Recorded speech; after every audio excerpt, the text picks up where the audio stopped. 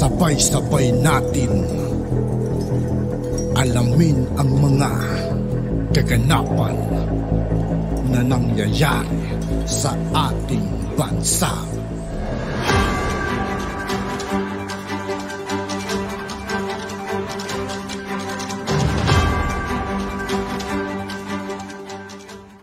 Yo, what's up mga kaibigan? This is I2K po again. Ngayon nandito ulit tayo sa channel ni Pinas News Insider. Dito ulit tayo magbibigay ng komento at reaksyon, kaya samahan nyo ako guys. Let's go!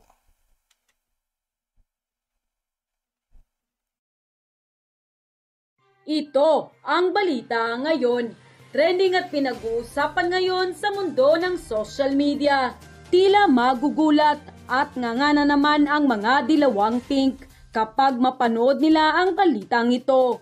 Pero bago natin simulan ang balitang ito, please huwag kalimutang mag-subscribe at i-click ang notification bell para mas maging updated pa kayo lalo sa lahat ng bagong videos na i-upload namin. At eto na nga mga kababayan, good news! 6 million housing unit ang target na ipatayo sa ilalim ng Marcos administration. Ayon pa sa DHSUD o Department of Human Settlement and Urban Development. Ayon sa ulat ng SMNI, target ng Department of Human Settlement and Urban Development na makapagtayo ng 6 na milyong housing units sa ilalim ng 6 na taong panunungkulan ng Administrasyong Marcos. Ito ang iniulat ni DHSUD Assistant Secretary Avelino Tolentino III sa Laging Handa public briefing noong September 14, 2022.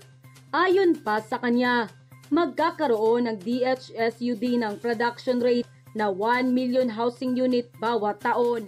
Saad pa ni Tolentino, hindi basta-basta idederetso ngayon ng DHSUD sa housing construction ang pondong ibibigay ng Kongreso. Bagkus, ilalagay ito para sa housing interest work. Ito ang naging pagkakaiba ng naturang programa ng DHSUD sa ilalim ng pamumuno ni Secretary Acuzar sa gabay pa rin ng Pangulong Bongbong Marcos Jr. Ayon pa sa kanya, kapag po naglagay tayo ng housing interest support doon sa ating mga benepisyaryo, tataas po ang kanilang affordability level at magiging bankable po sila. Meaning to say, iyong account po nila, pwede po nating i-take out sa bangko at iyon po ang sekreto ng programang ito. Dahil po hindi na po magiging dependent sa General Appropriation Act ang pagtatayo po ng pabahay. Tugon pa ni Secretary Avelino Tolentino. Samantala, ikinatuwa naman ni Tolentino ang mainit na pagtanggap ng mga kongresista sa proposed project ng DSHUD sa pambansang pabahay para sa Pilipino. Kasi po, kailangan po ang tulong ng ating mga kongresista dahil ito pong programang ito ay mangangailangan po ng pondo na ang magdidesisyon po ay ang ating House of Representatives. So natutuwa po kami at nakikita namin sila na magiging partners dito sa ating programang ito. Tugon pa ni Secretary Avelino Tolentino. Tunay nga na napakaganda ang balita nito para sa ating mga kababayang pangarap at nangangarap na magkaroon ng sariling bahay. Samantala, hindi naman mapigilan ng marami sa ating mga kababayan na magbigay ng kanilang hinaing at komento sa mundo ng social media. This is good news sa lahat ng Pilipinos, lalo na sa hindi afford na makapagpatayo ng bahay. Magiging malinis tignan ang paligid ng Pilipinas kapag natuloy ang planong magtayo ng building housing like Hong Kong or iba pang bansa. Proud to have a good president at iniisip ang mga Pilipino. God bless our President and BP. God bless you, President BBM. Manang-mana ka talaga sa mga magulang mo na laging nasa puso ang kapwa. Naalala ko tuloy ang libreng pabahay noon ng mami mo para sa mahihirap. And during your father's time, napakalinis ng Pinas and walang homeless dahil merong binigay na pabahay project ang mami mo, which is a bless if not mistaken. May God always be with you and BP Inday Sara to keep you safe from any harm and guide you with all your tasks and projects. Salamat PBBM at ibinalik ang housing and human development. God guard and guide and protect you and your family and give you wisdom to fulfill your dreams for a progressive and transform Philippines. We are proud of you, PBBM and VP Sara Duterte and your families. Wow! Nakaka-proud talaga ang aming mahal na presidenteng Ferdinand R. Marcos Jr. Good job po, PBBM! Naway gabayan ka ng ating mahal na Panginoong Hesukristo sa iyong magandang plano sa ating bansa at sa lahat ng mamamayang Pilipino. Keep safe and stay healthy. God bless you and protect you from all dangers, evil and devil. At sa buong family niyo po, mabuhay ang Pilipinas. End quote. Well, kung makikita po ninyo, lahat kami ay pinilit namin, nakangiti kami ng dahil this is exactly what we have been talking about. And that is why even some of us, alam niyo, iba sa amin, hilo-hilo pa rin may jet lag pa rin kami galing ng New York. But we insisted to come here because this is an extremely important event for several reasons. Ito yung aming laging pinag-uusapan na PPP.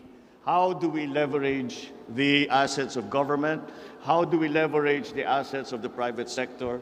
How do we put it together and get a synergy out of it?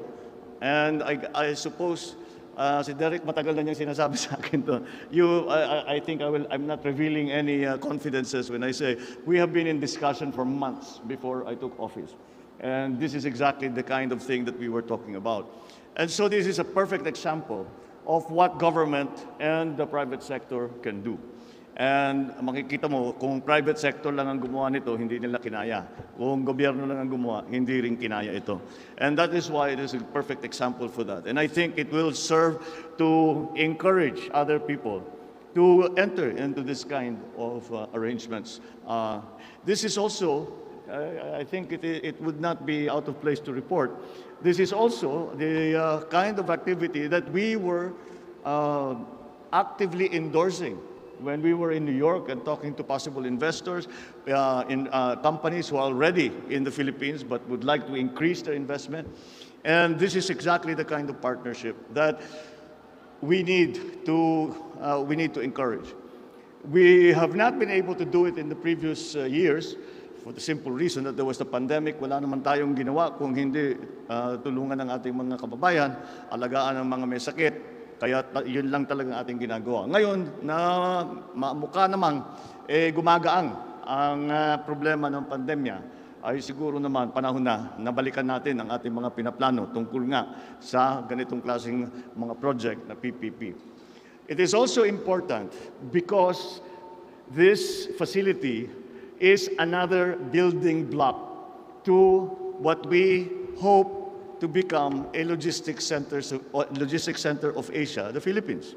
And also, kahit nandito you will see, nakangiti nga si Secretary Cristina Frasco because now we have another facility, we have another airport kung saan makapasok ang mga turista, ang mga travelers. So it's not only the business, nagbubukas the business travelers, those who are working, but also those who are visiting the Philippines.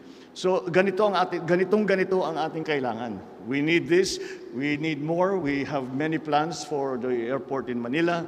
We have many plans for the airport surrounding Manila para naman dumami at mas madali ang ating ang pagpasok ng ating mga magiging bisita. The general idea that Secretary Cristina and the Cabinet and I have come to is that habang hindi pa nating naaayos ang airport sa Maynila, habang hindi pa naitatayo at nag-operate yung airport sa Bulacan, hindi pa nag-airport yung airport sa Sangli, ito yung mga proposal ngayon ay kailangan natin buksan ang mga airport sa regional. Huwag nating pinipilit lahat kailangang dumaan na Maynila. So, direct na sa Bohol, direct sa Cebu, marami na talagang direct sa CDO, direct sa Davao na meron na rin. Pero ganun, para hindi na kailangan dumaan ng Maynila. Kaya itong ganitong klaseng project is exactly on point when it comes to the plans that we have. And this is also, it is another point that in the reason why we consider today, and this ribbon cutting and opening very, very important, is that it is, as was mentioned earlier, it is a signal to the world that we are open for business. It is the message that we tried to carry when we were in New York.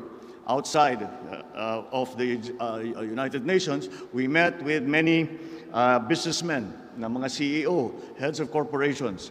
And the idea was to tell them we are willing to change in terms of documentation, procedure, even structure, even legislation, to encourage you to come into the Philippines.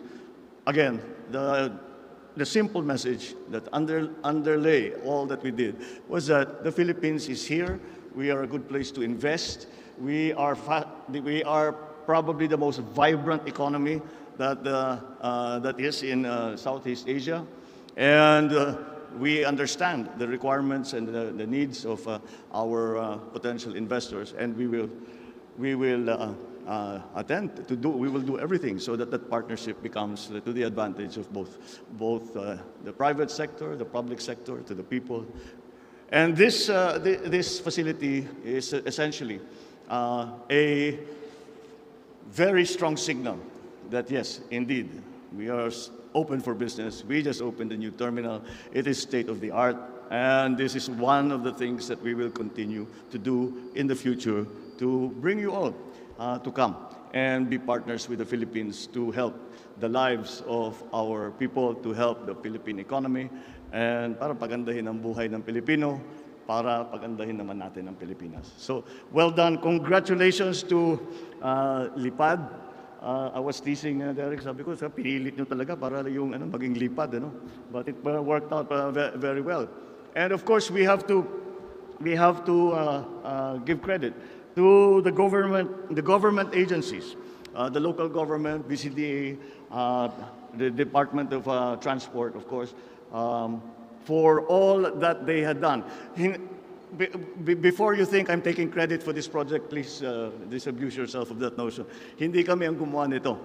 Pero kinikilala namin na napakatama itong ginawa nito at napakalaking bagay at napakalaking tulong para sa pag-ahon ng ating ekonomiya.